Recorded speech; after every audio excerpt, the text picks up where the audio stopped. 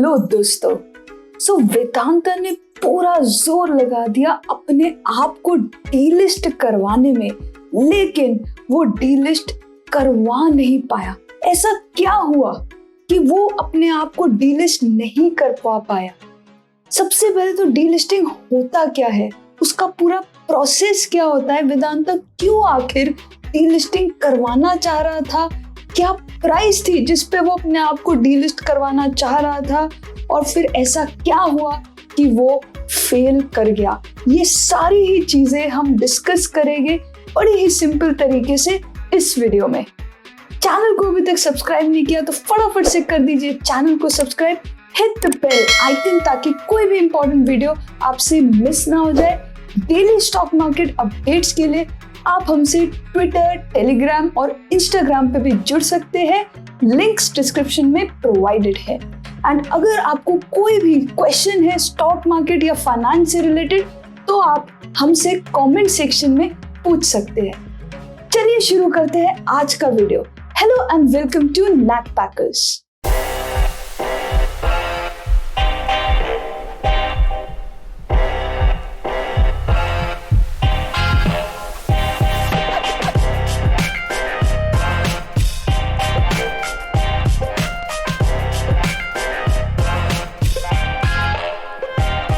Hi guys, my name is rhythm.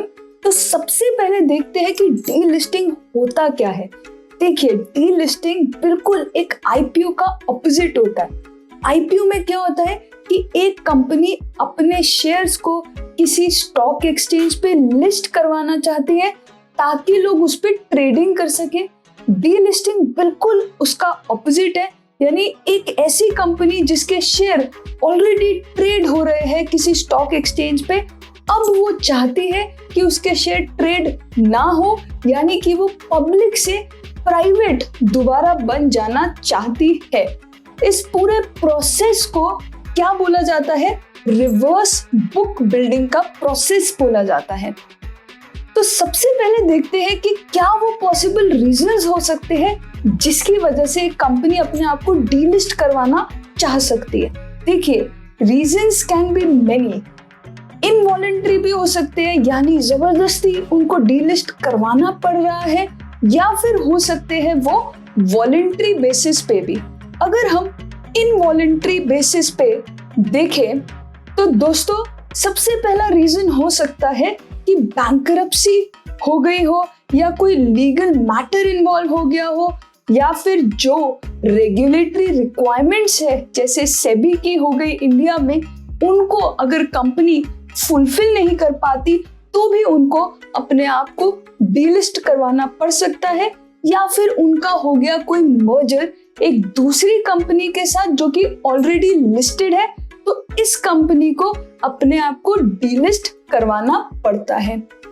और हो सकते हैं कुछ वॉलंटरी रीजंस भी जिसकी वजह से एक कंपनी खुद ही अपने आप को डीलिस्ट करवाना चाहे। जनरली ऐसी सिचुएशन में उनका जो कॉस्ट बेनिफिट एनालिसिस होता है उसके हिसाब से शायद उन्हें लग रहा हो कि उनकी जो कॉस्ट है एक स्टॉक एक्सचेंज में लिस्ट होने की, वो उसके बेनिफिट्स को एक्सीड कर रहे हैं। कॉस्ट क्या हो सकती है? बहुत सारी कॉस्ट हो सकती है। कंप्लायंस की बहुत सारी रिक्वायरमेंट्स होती है, कॉस्ट इन्वॉल्व होती है। तो कई बार कंपनी वो सब झंझटों से अपने आप को बचाना चाहती है, इसीलिए वो वॉलंटरी बेसिस पे एग्जिट मारना चाहती है स्टॉक एक्सचेंज से। वेदांता के केस में वो कोई इनवॉलंटरी डीलिस्टिंग अटेम्प्ट नहीं था, वो पूरा का पूरा सोचा समझा वॉलंटरी अटेम्प्ट था। अब दोस्तों, हम इस केस स्टडी को और थोड़ा डिटेल में देखते हैं। तो देखिए, सबसे पहले अनाउंसमेंट आई वेदांता अपने शेयर को डीलिस्ट करवाना चाहता है, जिसके लिए उन्होंने रखा फ्लोर प्राइस, यानी कि एक बेस प्राइस जिसके ऊपर शेयर होल्डर बिडिंग करने वाला है। तो एक फ्लोर प्राइस उन्होंने सेट किया 87.25 रुपीस का, जिसपे भी बहुत सारी कंट्रोवर्सी क्रिएट हुई, जिसके बारे में हम आगे डिस्कस करेंगे। शेयर होल्डर को बिडिंग करने का यानी अपना प्राइस कोट करने का एक मौका मिला। 5 दिन के लिए ये मौका ओपन था, 5 अक्टूबर से लेकर के 9 अक्टूबर तक। अब देखिए दोस्तों, यहाँ पर LIC कंपनी का एक अच्छा खासा स्टेक था वेदांता पे, इनफैक्ट अभी भी है। उनका कितना स्टेक है? 6.37% और उन्होंने बिड किया 320 रुपीज।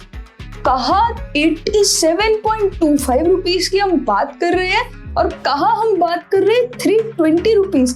ये इतना मेजर फर्क क्यों है? एनालिसिस करेंगे इसका भी। देखिए, इससे पहले हम इस चीज को समझते हैं कि ये आखिरकार डीलिस्टिंग फेल क्यों हुई। देखो, मिनिमम शेयर्स जो रिक्वायर्ड थे इस बिडिंग प्रोसेस को पूरा करने के लिए वो थे 125.47 करोड़। लेकिन फ्राइडे को यानी 9 अक्टूबर को वेदांता ने ये डिक्लेयर किया कि इतने शेयर उसको मिले ही नहीं है और इसके लिए बैंकर्स ने, प्रमोटर्स ने बड़ी ही कोशिश करी, सेबी को अप्रोच किया कि 1 दिन का हमें एक्सटेंशन दे दो, कोई टेक्निकल ग्लिच है इसीलिए हमारे शेयर पूरे नहीं हुए, 1 दिन का एक्सटेंशन दे दो, हमारा डीलिस्टिंग पूरा हो जाएगा। लेकिन सेबी ने एक ना सुनी और ये डीलिस्टिंग नहीं हो पाई। देखो, सबसे पहले एक चीज देखते हैं कि इस वेदांता कंपनी की शेयर होल्डिंग कैसी है और इस डीलिस्टिंग के प्रोसेस में सबसे बड़ा रोल किसका होने वाला था। देखिए, वेदांता के शेयर होल्डिंग पैटर्न को अगर हम देखें तो प्रमोटर्स के पास अच्छा खासा स्टेक है और उसके बाद जो इंस्टीट्यूशनल इन्वेस्टर्स है, जैसे कि हमने LIC देखा या फिर म्यूचुअल फंड्स हो गए, इनका अच्छा खासा स्टेक आप देख पा रहे होगे। लेकिन जनरल पब्लिक का स्टेक सिर्फ और सिर्फ, जैसे कि आप ऑब्जर्व कर पा रहे हैं, इट्स जस्ट 7.4%। यानी जो जनरल पब्लिक, जो रिटेल इन्वेस्टर है, उसके हाथ में तो वैसे भी कुछ ज्यादा पावर थी नहीं कि वो इस डीलिस्टिंग को रोक पाता। Major power in institutional investors जैसे कि LIC एंड ऑल, इनके पास थी और इन्होंने भी एक अच्छा खासा बिड रखा था, जिसके रिस्पॉन्स में वेदांता ने भी बोला था that we are ready to renegotiate. खैर, वो रीनेगोशिएशन की बात तो तब आती जब मिनिमम जो उनको शेयर्स चाहिए थे इस बिडिंग प्रोसेस को कंप्लीट करने के लिए वो पूरे कर पाता।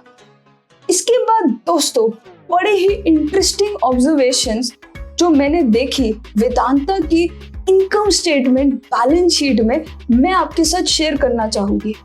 देखो, उनके पास अच्छा खासा प्रॉफिट आप देख पा रहे हैं, प्रॉफिट बिफोर टैक्स या फिर नेट प्रॉफिट की हम बात करें तो उनके पास अच्छा खासा प्रॉफिट था 2019 में और एकदम से आप एक बहुत ही मेजर लॉस देख पा रहे हैं उनके profit before tax and net profit में 2020 के। यानी कि कुछ ऐसा एक्सपेंस बुक करा गया है 2020 की बुक्स में जो कि पहले नहीं था। कुछ चीजों को, कुछ एसेट्स को करा गया है राइट ऑफ। क्यों किया गया है? देखिए, सिंपल सी बात है, जब एक कंपनी अपना IPO लाती है तो उसको क्या करना होता है? मैक्सिमम फंड रेज करना होता है, जिसके लिए वो क्या चाहेगी कि ज्यादा से ज्यादा प्राइस उसको मिल सके। लेकिन वही जब एक कंपनी को डीलिस्ट करना होता है तो वहां पर उसका क्या ऑब्जेक्टिव होता है कि कम से कम प्राइस देनी पड़े शेयर होल्डर को। और यही ऑब्जेक्टिव के साथ वेदांता के भी फाइनेंशियल्स में हम कुछ चीजें ऑब्जर्व कर पा रहे हैं। अब अगर हम उनकी बैलेंस शीट की तरफ देखते हैं तो एक और इंटरेस्टिंग चीज जो मुझे दिख रही है वो है उनकी हाई बोरोइंग्स। यानी कंपनी ने बहुत कर्जा, बहुत डेट भी ले रखा है। ऐसा नहीं है कि वो कोई डेट फ्री कंपनी है। अगर हम उनके रिटर्न रेशियोज भी देखें तो कुछ बहुत हाई फाई या कुछ खास नहीं दिखते। एंड अगर हम उनकी बैलेंस शीट के बाहर के भी स्टेटमेंट्स देखेंगे ना तो एक ऑब्जर्वेशन आप कर सकते हैं कि जिस कंपनी का मार्केट कैप 45,000 करोड़ का है, उसका कॉन्टिंजेंट लायबिलिटी 33,325 करोड़ का है। यानी जितना बड़ा उसका साइज है, मार्केट कैप बताता है कि क्या साइज है कंपनी का। कॉन्टिंजेंट लायबिलिटी मतलब एक ऐसी लायबिलिटी जो बैलेंस शीट में तो नहीं है, लेकिन कल को कंपनी की एक्चुअल लायबिलिटी बन सकती है। तो इस कंपनी का जितना साइज है उसी के आसपास, उसी से थोड़ी सी कम उनके पास कॉन्टिंजेंट लायबिलिटी भी बहुत है। तो ऐसी कंपनी जिनकी आज भी लायबिलिटी ज्यादा है और कॉन्टिंजेंट लायबिलिटी यानी कल की होने वाली लायबिलिटी भी इतनी ज्यादा है, वो कंपनी थोड़ी सी डाइसी लगती है, उसकी सॉल्वेंसी पोजीशन थोड़ी सी वीक लगती है। अब दोस्तों, ये सब तो हो गई उसकी फाइनेंशियल की बात। अब अगर आप देखेंगे कि इस कंपनी की कितनी सब्सिडरीज है, तो इंडिया के अंदर ही इसकी इतनी सारी सब्सिडरीज है। चाहे आप हिंदुस्तान जिंक ले लीजिए या वेदांता स्टेराइल कॉपर ले लीजिए या फिर आप ले लीजिए बैल्को कंपनी, बहुत सारी इंडियन सब्सिडरी कंपनीज भी है इसकी। तो कुछ इसकी साउथ अफ्रीका की भी सब्सिडरी कंपनीज है जो कि आप स्क्रीन पे इस समय देख पा रहे हैं। इन सभी कंपनीज में कुछ ना कुछ स्टेक है वेदांता का। अगर हम सिर्फ हिंदुस्तान जिंक की ही बात करें तो उसी का शेयर अभी 200 रुपीज पे चल रहा है, जिसमें अच्छा खासा वेदांता का इन्वेस्टमेंट है।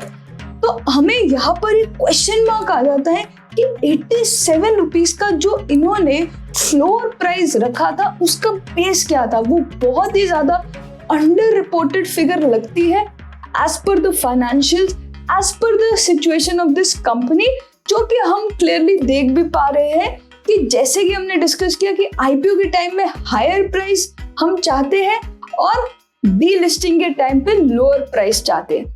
नेवरदलेस इस केस स्टडी ने हमें दिया मौका बहुत कुछ समझने का। आईपीओ के बारे में तो हम बात करते ही है, डीलिस्टिंग का प्रोसेस भी इस केस स्टडी ने हमें पूरा समझा दिया। I hope you enjoyed the video and आपकी कुछ लर्निंग हुई। अगर आपने कुछ सीखा तो जरूर इस वीडियो को शेयर कीजिएगा। कोई भी क्वेश्चन है आपका तो नीचे कमेंट सेक्शन में कमेंट कर सकते हैं आप। लाइक कीजिएगा इस वीडियो को और हमारी मोटिवेशन बढ़ाइएगा। एंड चैनल को अगर अभी तक सब्सक्राइब नहीं किया तो फटाफट से कर दीजिए चैनल को subscribe, hit the bell icon. Thank you for your time. Keep learning, keep growing and keep sharing.